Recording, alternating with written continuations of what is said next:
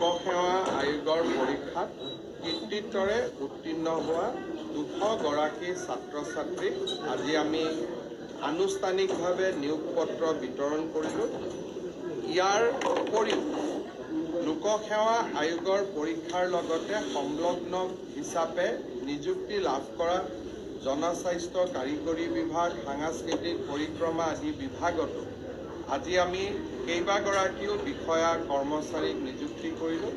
500কৈও অধিক যুৱক যুৱতী আজি নিযুক্তি পালে। 1 লাখ নিযুক্তি প্ৰক্ৰিয়া পূৰ্ণ হোৱাৰ পিছত 1,50,000লৈকে আমি তীব্ৰ গতিত ধাৱমান হৈছোঁ। মই ভাবোঁ যে এই বছৰৰ ভিতৰতে আমি চৰকাৰী নিযুক্তি 1.5 লাখলৈ লৈ যাবলৈ সক্ষম হ'ম। প্ৰায় আধা ঘণ্টাৰ আগতে এটা পোষ্ট কৰিছে CMO আছাম অৰ্থাৎ আমাৰ অসম চৰকাৰৰ অফিচিয়েল পেজৰ পৰা।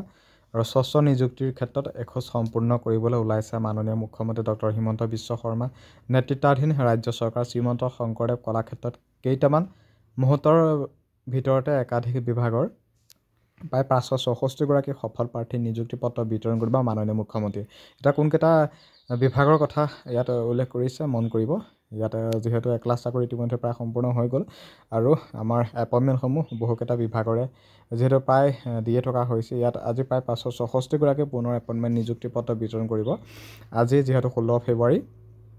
ইয়াত কৰ্মচাৰীত আছে প্ৰায় 43টা, গৃহৰ ৰাজনৈতিকত আছে 35টা, বৃত্তত আছে প্ৰায় 96টা, আপৰিত আছে 1টা, পঞ্চায়ত আৰু গ্ৰাম উন্নয়নত আছে 3টা আৰু দক্ষতা আৰু উদ্যমিতাত আছে 1টা, শ্ৰমিক কল্যাণত আছে 4টা, সমবায়ত আছে 3টা, ৰাজহ আৰু দুৰ্যোগ ব্যৱস্থাপনাত আছে 3টা আৰু শিক্ষা প্ৰাথমিকত আছে 11টা, পশুপালন আৰু পশু চিকিৎসাত আছে 73টা, জনস্বাস্থ্য কাৰিকৰীত আছে 262টা, সাংস্কৃতিক পৰিক্ৰমাত আছে 28টা আৰু ইমানখিনি চাকৰি পোৱা ব্যক্তিক আজিৰ তাৰিখত এপইণ্টমেণ্ট বিতৰণ কৰিব মাননীয় মুখ্যমন্ত্ৰী ডক্টৰ হিমন্ত বিশ্ব শৰ্মা ডাঙৰীয়াই। আৰু ইয়াত উল্লেখ কৰিছে যে 1 লাখ চাকৰি ইতিমধ্যে প্ৰায় সম্পূৰ্ণ হৈ গ'ল আৰু হয়তো বাকী যিখিনি কাম কৰিবলৈ বাকী আছে হয়তো এই 2 দিনৰ ভিতৰতে ইতিমধ্যে যোৱাকালিও কৈছে যে ৰিজাল্ট দিম বা গোটেই কামখিনি আমি সম্পূৰ্ণ কৰিম 2 মাহৰ ভিতৰত আৰু 2 দিনৰ ভিতৰতে বাকী থকা ৰিক্ৰুটমেণ্টৰ ৰিজাল্ট দিম বুলি তেওঁ যোৱাকালি উল্লেখ কৰিছে। আৰু এনেকুৱা ধৰণৰ যিকোনো ইনফৰ্মেটিভ খবৰসমূহ পাই থাকিবৰ কাৰণে মোৰ নিলোৎপল অসম টিভি যিটো চাকৰি ইউটিউব চেনেল আছে চেনেলটো ছাবস্ক্ৰাইব কৰি ৰাখিব। আৰু এইখিনিতে সামৰি মাৰিছোঁ ভিডিঅ'টোৰ সৈতে। ধন্যবাদ। জয় অসম।